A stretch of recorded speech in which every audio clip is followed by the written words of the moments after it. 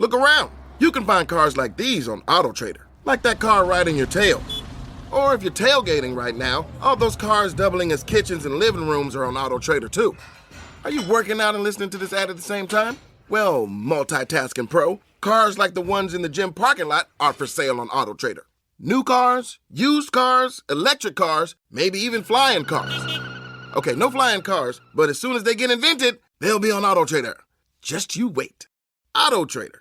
Every Pokemon Episode Ever podcast is now on YouTube. Go on YouTube and search Every Pokemon Episode Ever podcast and click that subscribe button to never miss an episode.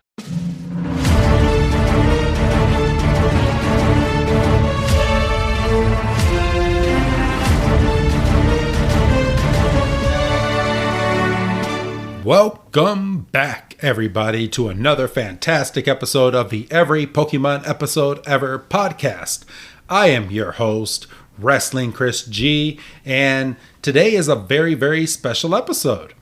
So, he is the dragon, the baby dragon of the group. It's good old Dougie Fresh. Dougie, man, how you doing? I mean, that makes sense. I mean, I do have a baby face, and it's just, pinchable cheeks, and yeah, you're the baby.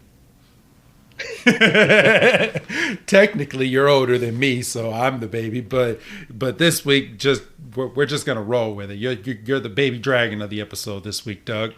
Yeah.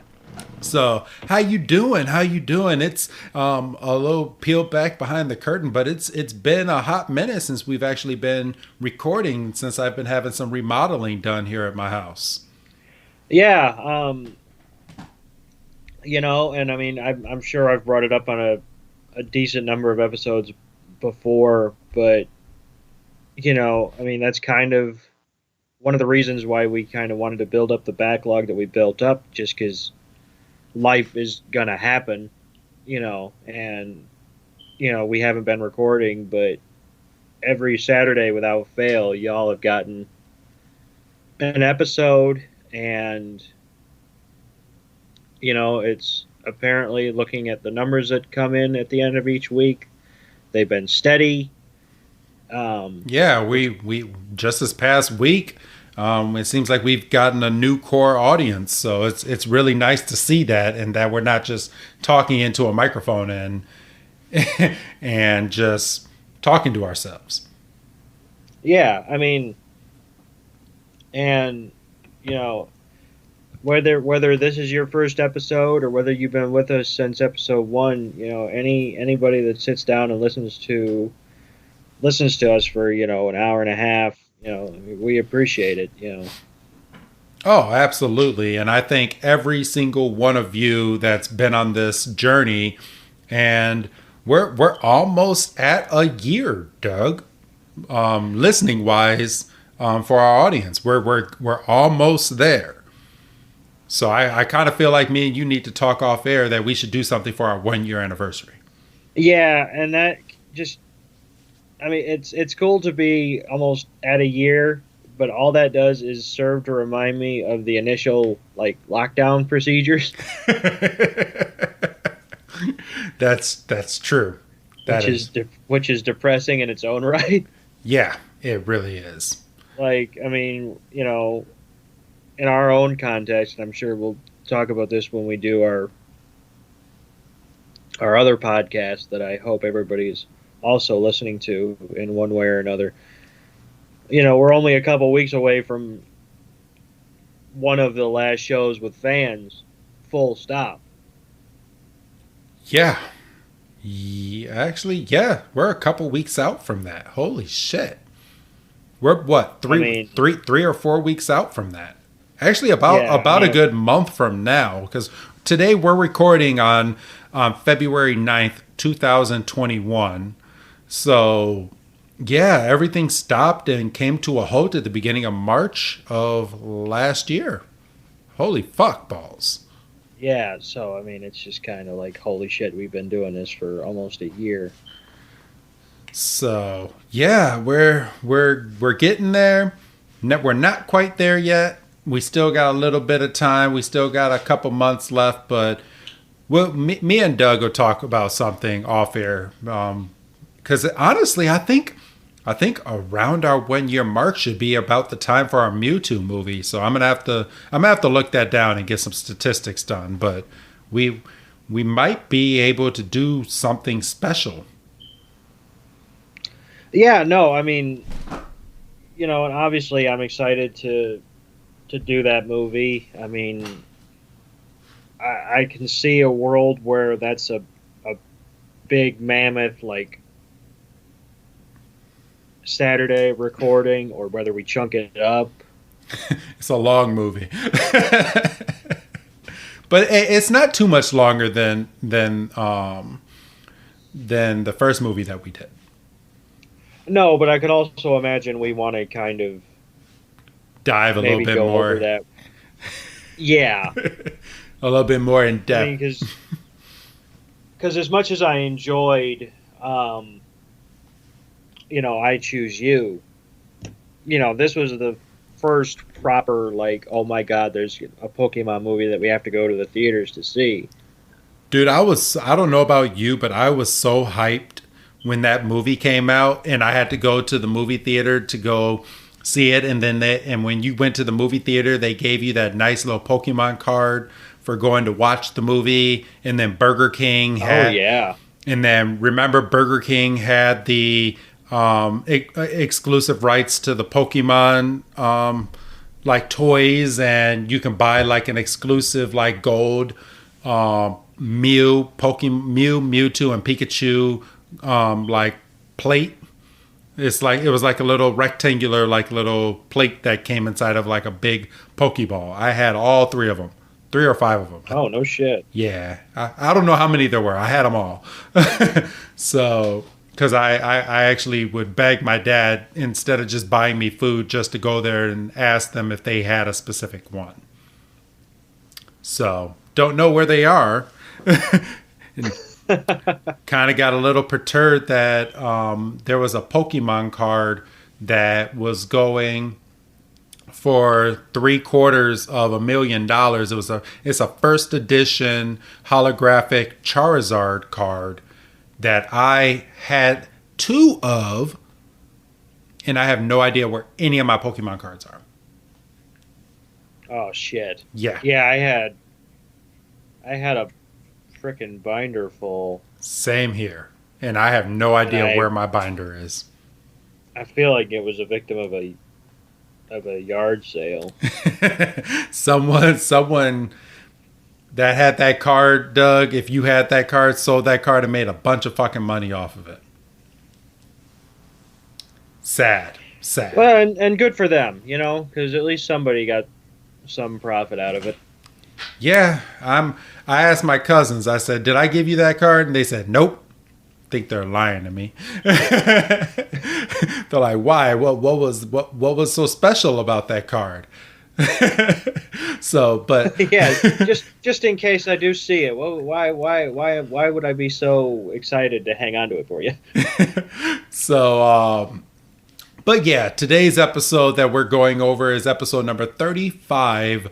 The official 35th episode of Pokemon, not the official US version, but today's episode is called The Legend of Dritini, which aired November 25th of 1997 and never officially aired here in the US. So this is not like Beauty and the Beach where it got dubbed over a couple years later. This one still to this date has not been released here in the US. And probably won't be. No. I mean, you're talking how many years has it been? It's been 20. Let's see. Hold on. It's been 24 years. No, 23 years as of right now. So yeah. Shit.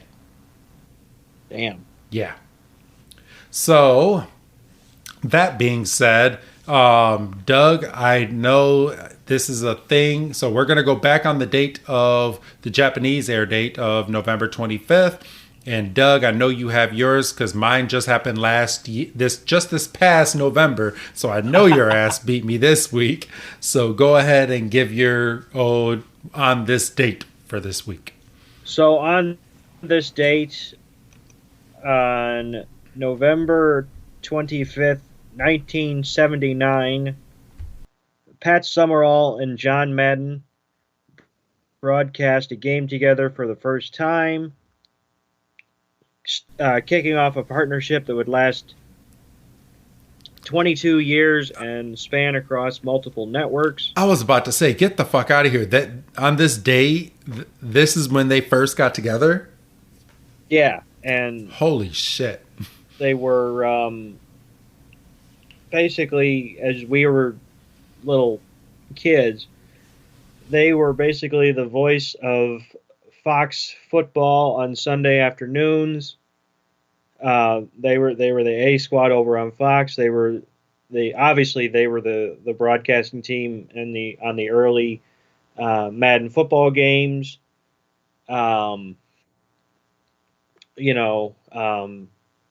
Madden would do most of the talking, and then when a play would happen, that would be Pat's time to kind of pipe up, and then once the dust would settle from the play, John would go back to telling another story. But that's just, I have so many memories of just watching football on Sunday afternoon and just hearing John Madden, and then obviously one of the richest broadcasters. He's a pioneer in sports licensing, obviously, with the Madden franchise. It's still active today, obviously, if anybody's turned on PlayStation or Xbox, Yes, sir.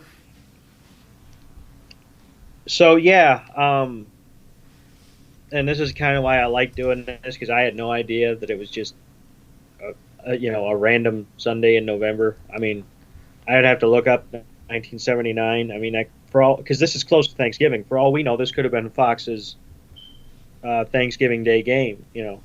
It could have. I mean, November 25th. November 25th. Okay, give me 1 second, Doug, because I actually want to give this statistic while we're doing this real quick. November 25th, 1997. Oh, 79. 79. Sorry. All right. Let's see. What day does this land on?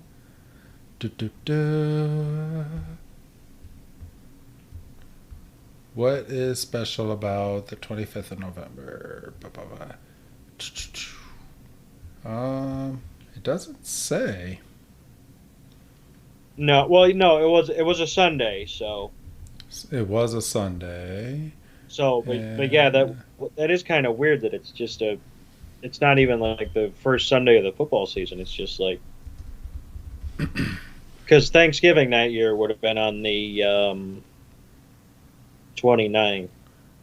Oh, yeah, the Cleveland Browns were at the Pittsburgh Steelers, and Miami Dolphins faced off in Baltimore to face the Colts. Those were your games. So, but yeah, so just random Sunday in November '79. One of the more iconic pairs of broadcasters got together, and they would be together for 22 years. All right. Well, thank you for that, Doug. As always, bringing in those historical sports analysis on our show. I like it. Mine just happened last year. Just actually a couple months ago from this recording. But New York Times named Denzel Washington the #1 actor of the 21st century so far, is what they put in. They made sure to put in quotes, so far. So, yeah, that's pretty huge. I mean, he's had a lot of great movies, and Training Day, Glory, yeah. Remember the Titans? Probably one of his best movies. Definitely the one I've probably seen the most. What Equalizer? Yeah, Equalizer. I'm trying, and one of them I've seen like 10 times. I can't think of the name of the movie. I think it was called Flight. Was it called Flight? Oh yeah, Flight. Yes. And I'm sure people are like smacking their heads as they're listening to this because you've all seen the trailer where he's flying the goddamn plane upside down and shit. Yep. So yeah, mine's not going to be as drawn out because we'd be all day going over his filmography, but I just wanted to throw it out there because it's fucking cool to get recognized, especially by someone as big as the New York Times, as the #1 actor of the 21st century. I'm surprised that The Rock wasn't up there. I wonder where The Rock stood on that list.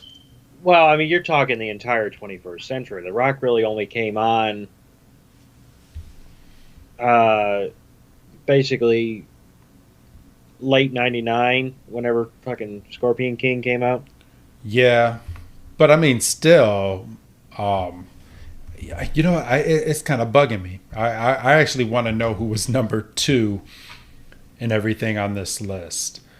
Let's see. Okay, there we go. New York Times, 25 best actors and actresses. Okay. Wow, it's actually going to make me scroll all the way to the bottom. All right, go to the bottom. Because the bottom has Denzel. And #2 was Isabel Huppert. Never heard of her. #3 was Daniel Day-Lewis. Daniel. That's what I said. Oh, my bad. #4 is Keanu Reeves. Yeah. #5 was Nicole Kidman. I'm only going up to 10 people. #6 was Song Kang-ho. Let's see. #7 was Tony Servillo. Okay. #8 was Zhao Tao. #9 was Viola Davis. Viola Davis, okay. And #10, I'm going to butcher her name like fucking crazy, but Sari. We're gonna leave it at #9. So the top 9, because spell it. Saoirse. Yeah, #9. #9. So yeah, we're gonna keep it there. But yeah, that's a nice little list. Some of them I haven't even heard of. But I was gonna say, it sounds like they're incorporating everything, not just America. Yeah. So, but all right, we can go ahead and start getting on into this Lost episode. Dougie, man, are you ready? Yeah, I'm excited. I'm definitely more excited to do this than our first foray into the band universe. Oh, you mean one of our top 5 most downloaded episodes, Doug? Yeah, after you fuck with the numbers. I did not fuck with any numbers. I can't not. Well, people kind of troll me because Clefairy's in that list too. So I just think if we talk bad about an episode or we downplay something, that's going to end up being one of our most listened to episodes. Should have been doing this from the start. Should have come on here episode 1. Why are we even doing this fucking show? Nobody's going to listen to it. Let's fucking go. Let's go. Okay, I'm sorry. He just won some money. Well, not yet, Doug. Don't jinx it. But yeah, I'm up there right now. I'm up there. We should just consider ourselves lucky he didn't throw his goddamn back out. Oh yeah. Yeah, let's not McGregor ourselves again. So I'm gonna turn my phone off, and then I will look at it in a little bit. We're gonna do this episode, and I will either be happy or sad by the ending of this podcast. So, do you have the episode up and ready, bro? I do. Thankfully, you were gracious enough a while back to drop a link in the Skype chat. Yes. That I was able to grab. So yes, I am ready to go. I have it muted. All right, perfect. I had it muted. Well, regardless, we do have subtitles, so this will actually be an easier episode to really go over. So we start this week, everyone, with and by the way, everyone, there's no Who's That Pokemon this week. Sure, there was. Yeah, it's Dratini. No, it wasn't. No, it wasn't? Who was the Who's That Pokemon? It was Tauros. It was Tauros. All right. All right, look at you, Doug. You're ahead of the game today. All right. Yeah. Tauros was the Who's That Pokemon, and it's funny that he's the Who's That Pokemon because that's the Pokemon that Ash caught the most of in this episode. No spoilers here. But we don't see. No, we do. We see they do a little bit. Yeah, it's a running gag in the show, which was why I'm glad we reviewed this, because it was a running gag that we had no idea was a running gag because nobody saw this goddamn episode. So we start this episode right outside of last week's episode, and Ash and the gang are trailing through the Safari Zone, and they're now in what looks like to be the legal Pokemon catching Safari Zone, and they're not in a poaching area or anything like that. And Ash is he's happy and he's singing. He's like, we're finally here in our destination. Get that Pokemon, I got you. And he's just trailing along, and the narrator has to kind of clear up for everybody that we are still in the Safari Zone, and Ash has yet to capture one Pokemon in this whole Safari Zone. Doug? I mean, they're just walking up, man. Yeah, for real. But the narrator is talking about the future of this episode, that where they're walking up to is filled with Pokemon, so it's understandable how Ash is going to want to sing because he's finally here. It's taken him two or three episodes, but he's finally fucking here.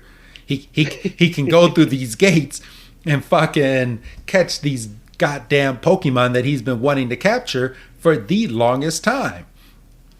But they finally get there, and Ash is still singing, and then Brock finally gets into the mood, and Brock starts to sing as well, and we find out that Brock can't sing.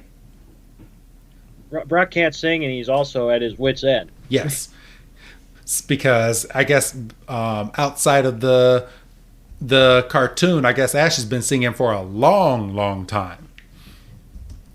So Misty is listening, Pikachu's happy, and Brock is sitting there, and he starts to sing, and then Brock sings way too loud and disrupts the owner of the gated Safari Zone where you can capture these Pokemon, and has a good old time. Doug, you want to go into the first scene of as to why this episode is banned? Yeah, because the first time we see him, we don't see him right away. We see the gun that's pointed square at him. Yeah. Just wham. He fucking motherfucker thinks he's dirty goddamn Harry. Yeah, he's like, I don't want to hear any of your bad singing. And then Ash is like, yo, dude, what's your problem? And the guy just takes out his gun. He's like, do you want to get shot? I was like, well, whoa.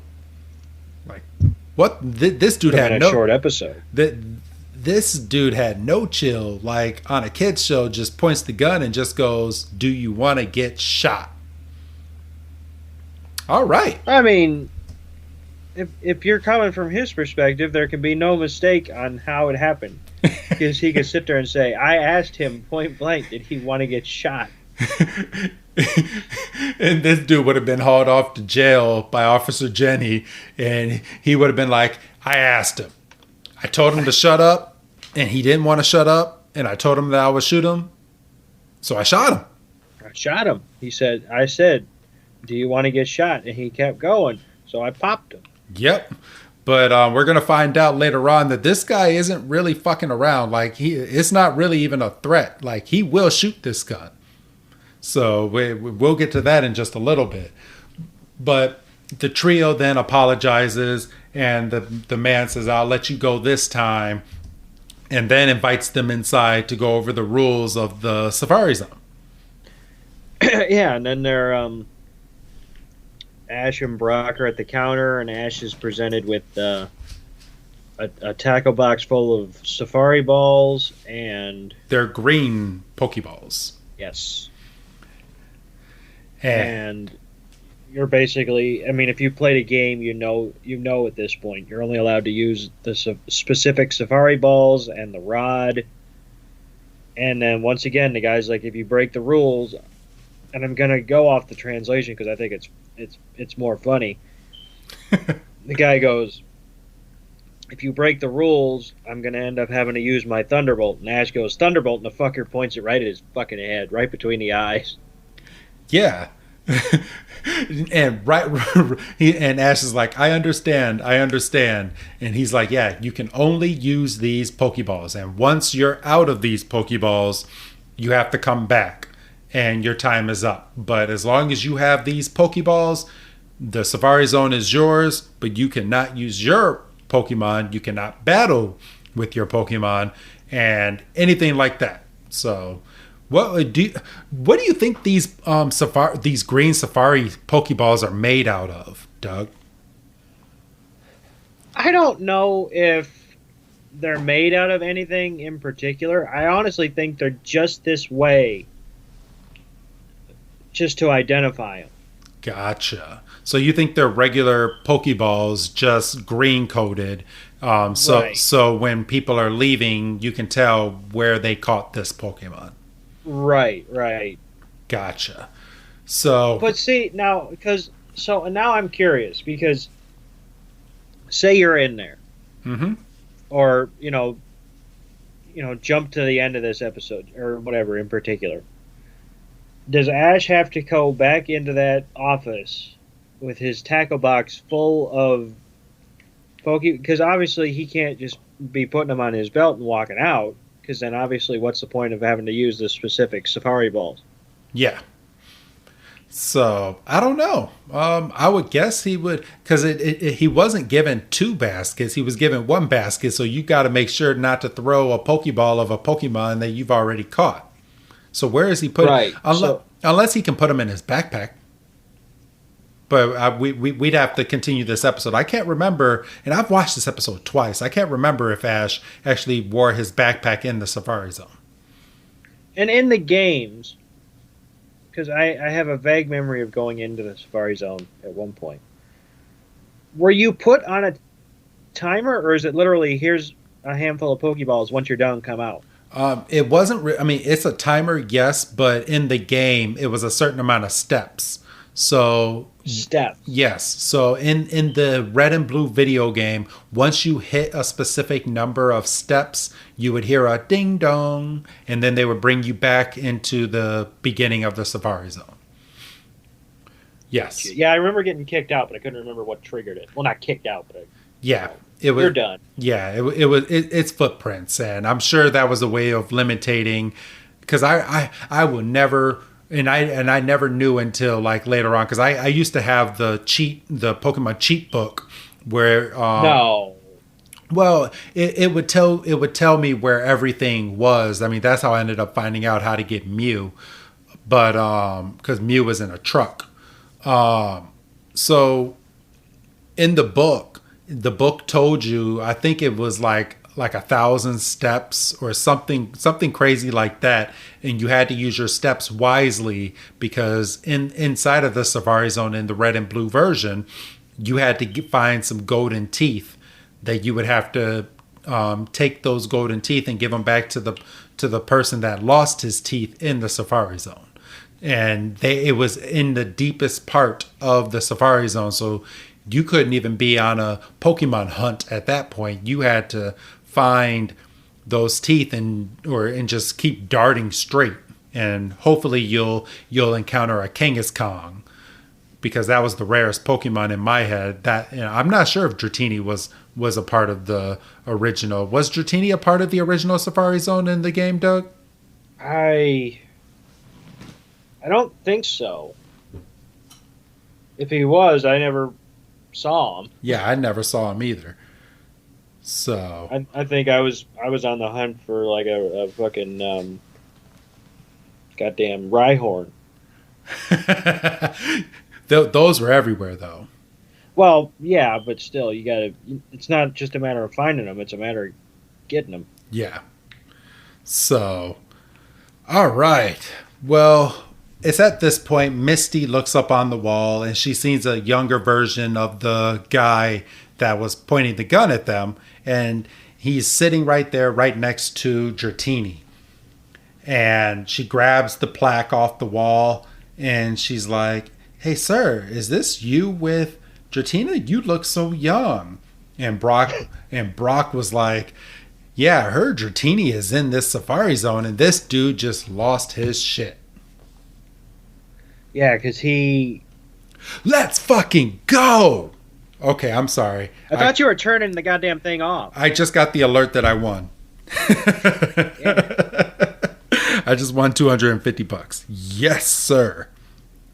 Oh, right. You're gonna do that one of these times, and I'm gonna be in the middle of a really important fucking point. And I'm gonna lose it.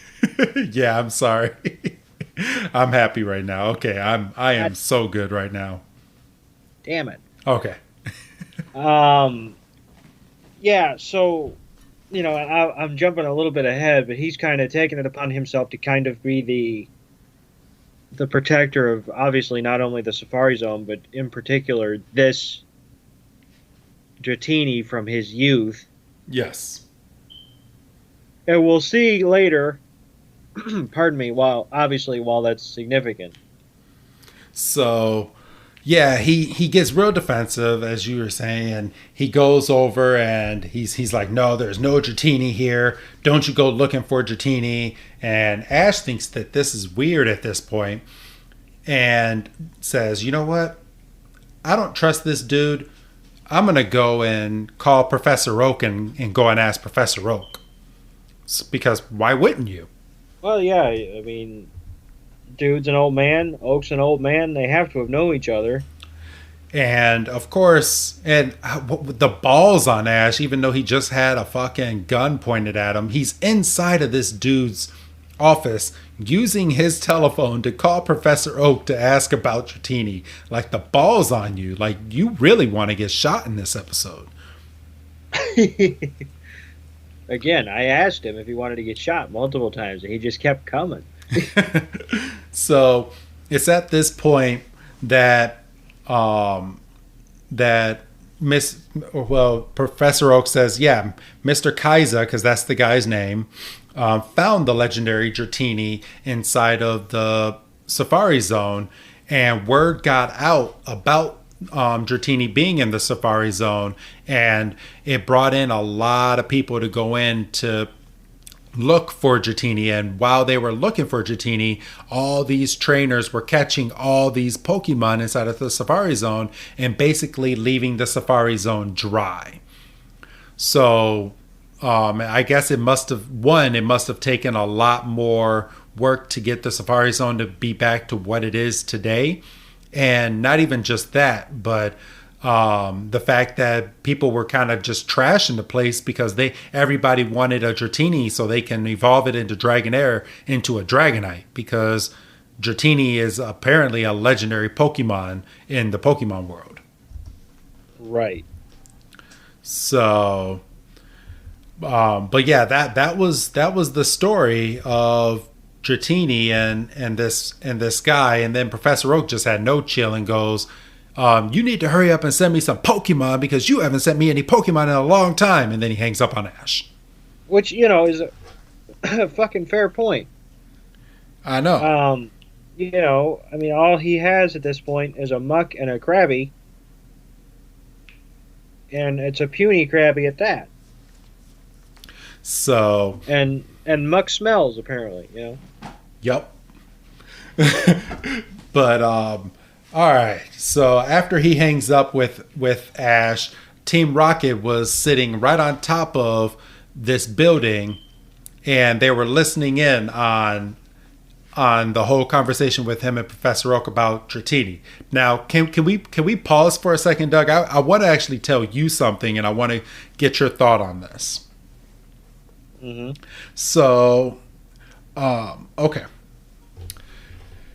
There's a guy that was on Reddit that went viral, and he didn't only go viral on Reddit, but he went viral in the Pokemon world, and gave a synopsis of Giovanni. Okay, so he said, "Wouldn't it be some shit?" Well, I'm paraphrasing.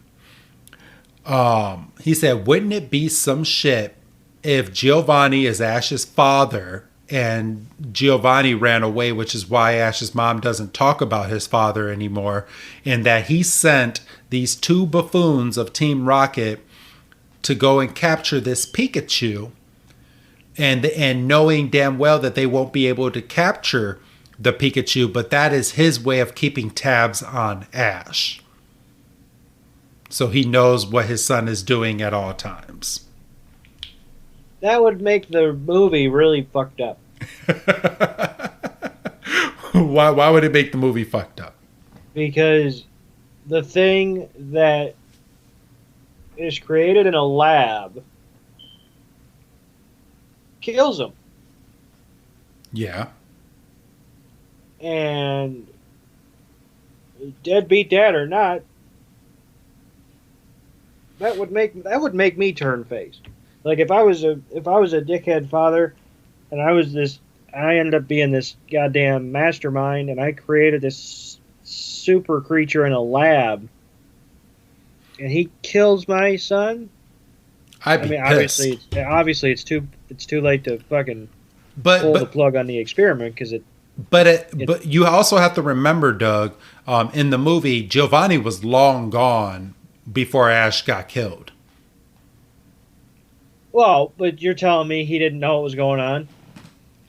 Well, no, because they're on Mewtwo Island. Remember, Mewtwo made that whole island, and nobody knew what was going on that island because not even Giovanni could keep that Pokemon contained. Well, right, but if you're working on the theory that Giovanni is Ash's father, he's exhausting his resources at the very least. That is true. Making calls, scrambling private jets, doing whatever he's got to do. He's fucking in the war room going, "What do you mean we can't fucking find it? It has to be there somewhere."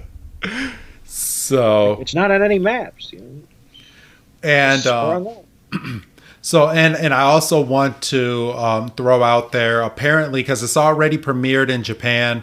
Not too many people have given any spoilers on this, but we have a 2-hour long Pokemon the movie Coco, or it's translated here, Secrets of the Jungle, which will be premiering.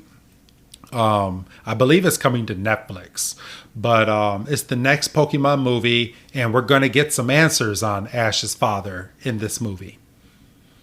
So and that's all that's out there right now. Nobody's really talking. At least I haven't dug too far deep because I don't want it spoiled for me. But apparently we're getting some answers in this next movie that's coming out, Doug. I suppose we might as well. He's already won the Pokemon League finally. We might as well for real check a few other things off. So, all right. So back to Team Rocket. I just wanted to throw that out there to see if it would kind of make your head kind of twirl a little bit, as to maybe Giovanni is Ash's father. Nah, I don't think so. You don't think so? So, all right. So Team Rocket was listening in on the conversation, and they get the bright idea, obviously, that they now want to capture this Dratini inside of the Safari Zone. So they're going to go and look for this Dratini as well. And it's at this point, I'm fast forwarding through, that the trio is given their Pokeballs. They're each given a fishing rod, and the guy, Kaiser, is about to let them into the Safari Zone. And Doug, I'm giving you all the violent stuff, but good old Team Rocket comes into this scene as well as they're getting led into the Safari Zone. And what happens, Doug? Well, so they're on the roof like we established, and they said, well, shit, I gotta find it. This is the problem with not having fucking an English translation. Well, you got the subtitles right there. Well, yeah, but I'm not trying to I'm trying to talk. I'm not trying to. So they do the spiel, and they don't get it down. I mean, they get to their names, and then the guy's like, I fucking told you to get down once, and I'm not going to tell you again. And he fucking starts shooting at their feet. And they fall, because of course they do. Yep. But James says, it's okay, I've got a plane, and he's got a parachute. But there wasn't enough space for that parachute to actually catch the wind. And they just fall. And they just fucking face plant.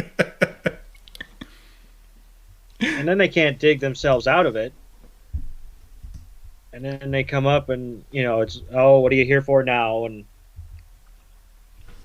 they say, well, we're going to get that Dratini. We're going to get that Dratini, and you can't stop us. And then, for some odd reason, they very easily agree to a catch-for-catch contest.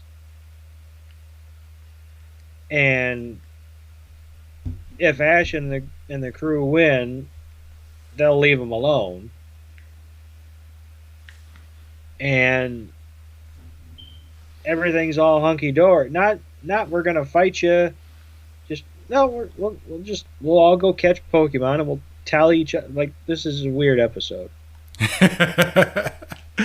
So yeah, that's what they end up doing. They end up going into the Safari Zone. Ash, Misty, and Brock are happy that they're finally in the Safari Zone at this point. And we're finally greeted by a shit ton of Tauros. And Ash is looking at them, and Brock is like, here it comes, Ash. And Ash is like, he takes out his Pokedex, and the Pokedex is like, due to the gentleness, it will never attack unless something harms it. And the one attack that it knows right out the womb, basically, is Tackle. And it's always using Tackle. So Ash is like, oh, I want one of these. And Brock is like, I can use some of these too. And Brock and Ash throw Pokeballs. And this is something I didn't know until rewatching this, that Brock caught some of these Tauros as well. Yeah, but we never see his. No. So I think he ate them. For real. You feeding Pokemon to Pokemon. Right. So yeah. So yeah, Ash and Brock both capture a Tauros apiece, and Ash is kind of let down at this point because he's like, well, that wasn't really all that much fun. And Misty's like, don't let your guard down. There's a limit to the number of Safari balls that you have, so make sure that you capture the Pokemon that you want. And then he sees Rhyhorn, and since you were just talking about Rhyhorn, Doug, I'm gonna give this one to you. So he says, they're peeking out from the bush, and they say, I found. Is it right? It's Rhydon, isn't it? No, Rhyhorn. Oh, I thought it was Rhydon's the evolved form. Right, but that is a Rhydon. No, that's a Rhyhorn. Motherfucker. I'm looking right at it. And so am I. Bro, the Pokedex just said Rhyhorn. It says Rhydon, motherfucker. Is he on all four legs, Doug? Is he on the ground? It says, the fucking Pokédex says Rhydon, man. I don't know what you want from me. Yes, it says right. Yes, I see the mistype right now. But when he opens the Poke, it is a Rhyhorn. Well, again, I don't have. I know. Anyway, I know. He fucking sees him, and he's like, "Well," he said, "I found him." And like, okay, like you weren't looking for him. You were just looking for something that wasn't Tauros. He said, "I'm gonna catch it," and he's because you can't battle it, right? So this is literally right up his alley. It's basically just chuck and pray. And so he throws, and it looks like it's going to be because there's not. And then all of a sudden, just a Tauros herd just goes running by again, and he just happens to snare one of them. And he goes, "I got a goddamn Tauros again." Yep. Yes, he did. And then the fucking Rhyhorn just meanders away. Like he can't just throw one after it, you know. So yeah, he ends up catching another Tauros, and Misty has the audacity to look and say, "You gotta aim more carefully," but it wasn't his fucking fault. Like, what is he supposed to do? This isn't goddamn Wanted where you can curve the Pokeball. For real. And Rhyhorn starts walking away, and at this point, I'm kind of let down because Rhyhorn's a slow ass Pokemon just walking away. Why the fuck couldn't Ash just get a little closer and throw another Safari Ball at it? Well, that's what I'm saying. Like, just because it's back turned shouldn't mean that you can't, you know. I mean, you threw a goddamn rock at a Spearow. For real. You know? I forgot all about that. Yes, you are 100% right, Doug. So, I don't know. I don't get it. I don't get it. So yeah, Rhyhorn starts walking away, and Team Rocket is now back in the equation. And they're watching Ash successfully catch all these Tauros, and Jesse's like, no matter what they do, we will get them all anyway.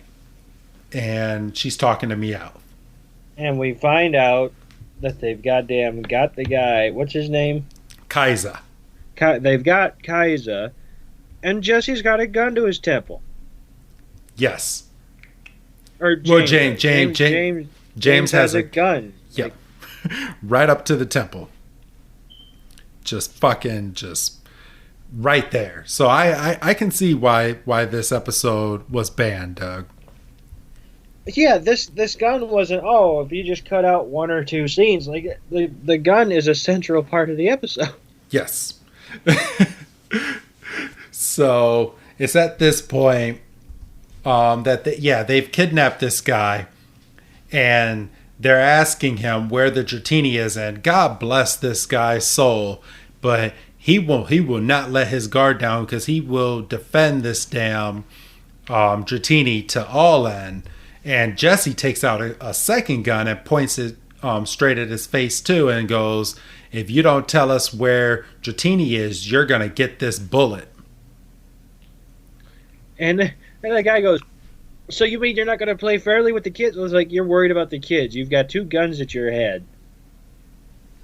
It's like, you know, there's a reason. Priorities, man. Priorities. Yeah, I mean, I guess.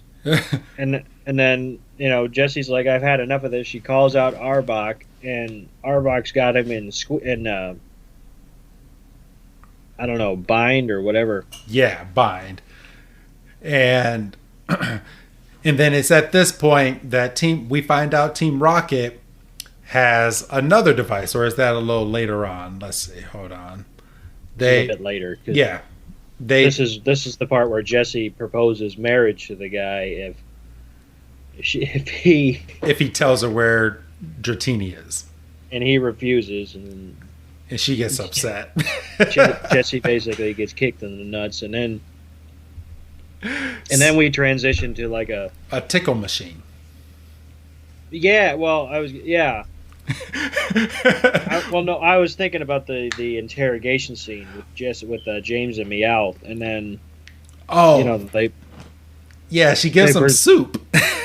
they give him a bowl of soup, and they say, you can have the soup if you tell us, and then he's like, no, and then that's when the goddamn tickle machine busts through the wall, so unnecessary, and then starts tickling dude.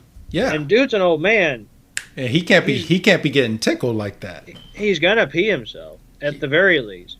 For real. So this guy, he's like, okay, I'll talk.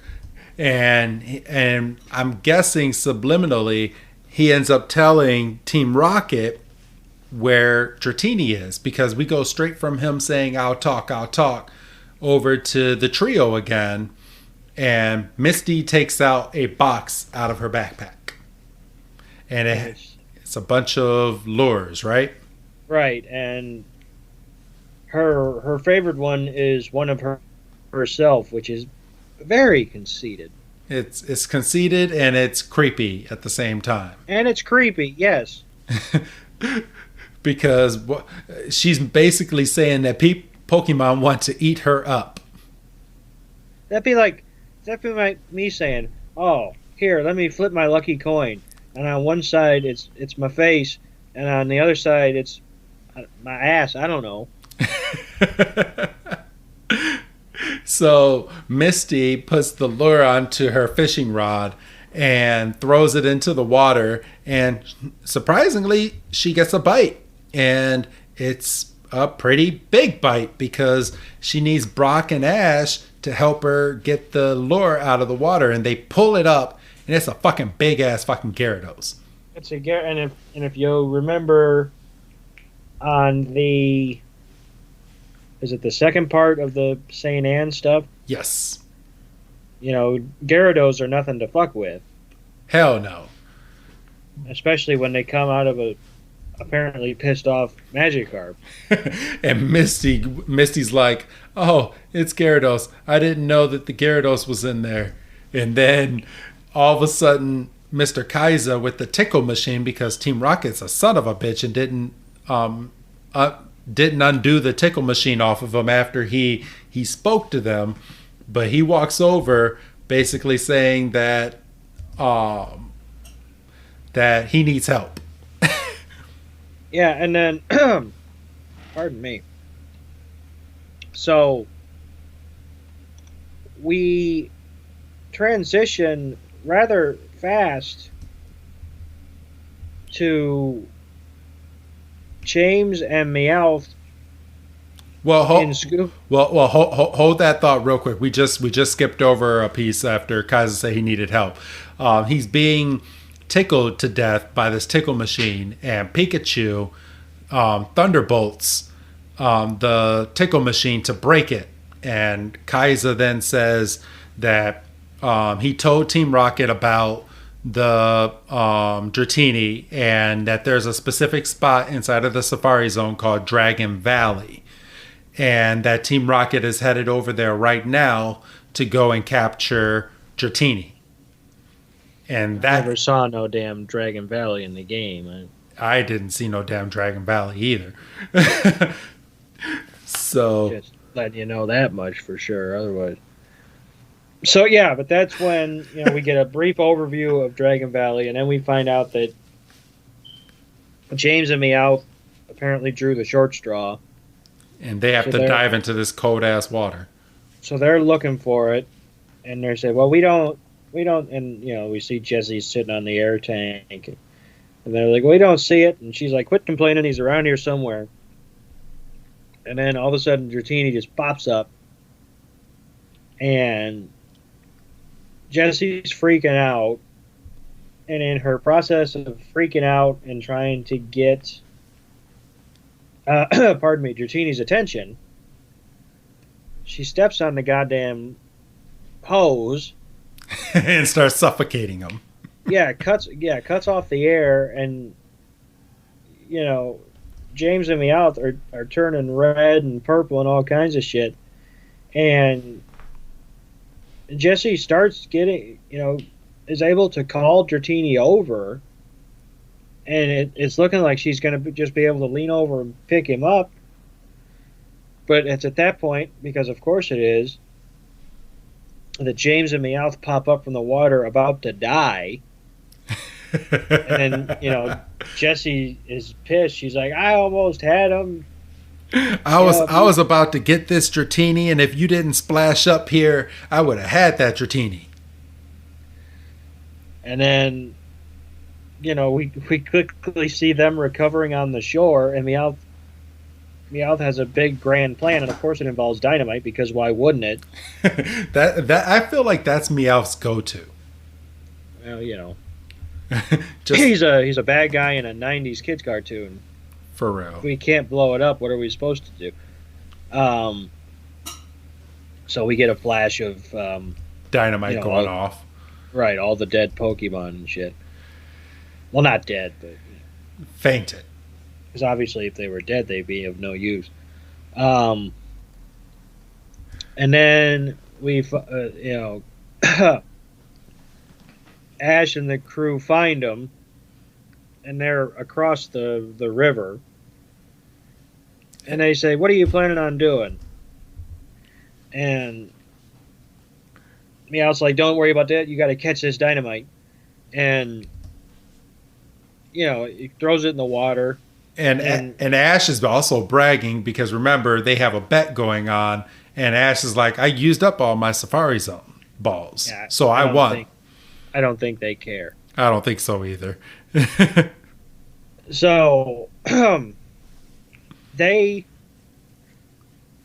obviously Team Rocket knows about Dratini because Jessie saw it. So Meowth throws the bundle of dynamite in the water. Kaiza obviously knows about Dratini, so he jumps in, doesn't even think about it, just jumps in. And Ash goes to jump in after him. Misty stops him. Says, "Well, there's no point in both of you going down there." She throws out Staryu to go find Kaiza and bring him back to the surface. No, well, Staryu goes down with Ash. Yes. And Staryu goes over and takes Kaiza up, despite Kaiza's best effort.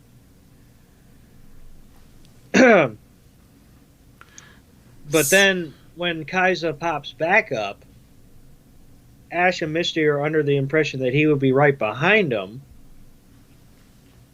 So then they're worried, and then we find out that Ash had to go basically down to the bottom of the sea floor.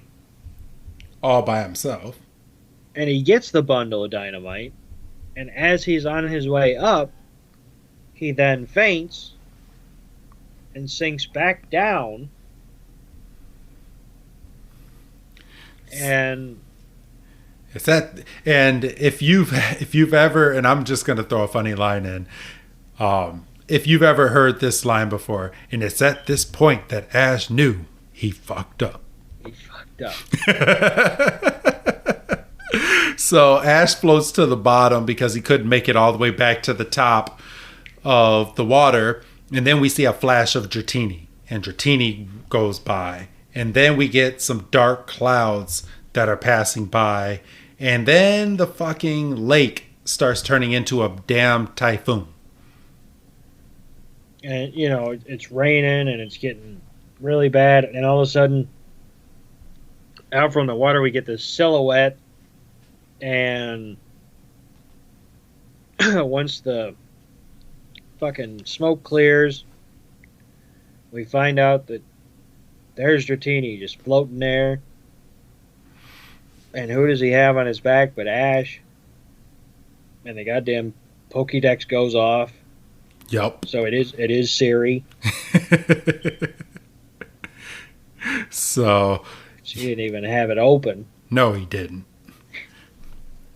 So, but yeah, let's see. And I'm fast forwarding it in. So yeah, he's riding Dragonair, and he's in the air, and it's at this point Team Rocket has the dynamite still in their hand because they're idiots, and the fucking dynamite blows up because. Well, no, Ash has a good line. He goes, doesn't he say something along the lines of, "I think this belongs to you"? And yes. and they fucking catch it. And then, of course, because it's Team Rocket and it's the end of the episode, they fucking blow up. Yes, sir.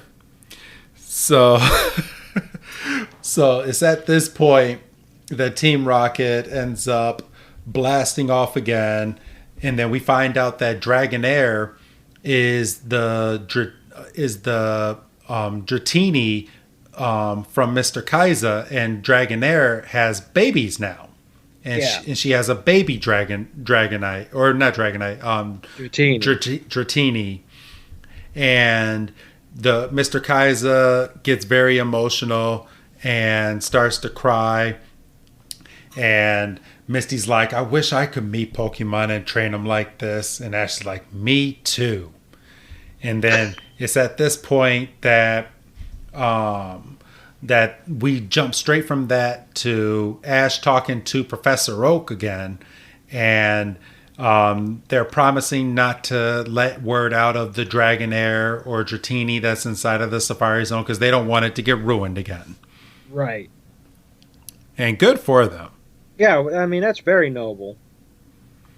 So, but yeah, it's at this point that we end up getting to the end of our episode, Doug. Yeah, like I say, a lot better than Beauty at the Beach. 10 times better than Beauty and the Beast. 10 times better, 20 times better, whatever you want to say. Kind of weird that obviously the contest was a ruse from Team Rocket. They had no intention of competing in the contest. I mean, that just made not only Ash but the group of them just look like idiots because they've been fighting them for a couple months now. They shouldn't be, pardon me, they shouldn't be falling for this shit. No, they shouldn't. So easily. So, but yeah, it's at this point that after they're done talking to Professor Oak that we finally get the joke that's going to run a few times in the series of Pokemon, because Professor Oak uses his line. He's like, "Did you finally catch some damn Pokemon?" And Ash is like, "Well, yeah, they should be on their way to you, if not there by now." And Professor Oak is like, "Well, what did you? They're all Tauros." And then you just see the Tauros just trample Professor Oak. Yeah, he's just fucking run over. Oh, a feel-good moment, Doug. A feel-good moment. I feel good. A bit of a laugh to go out on, which is nice because we had the heartfelt stuff with the reunion of the Dragonair and the revelation of the family, and so yeah, it's a good episode. But that was the final episode of. I mean that's the final moment of the episode.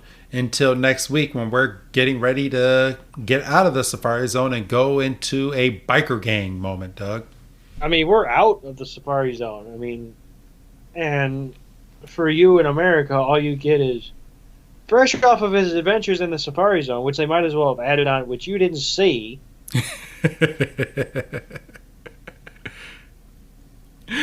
Facts. Had to just. I mean, I don't remember, watching the next episode in particular.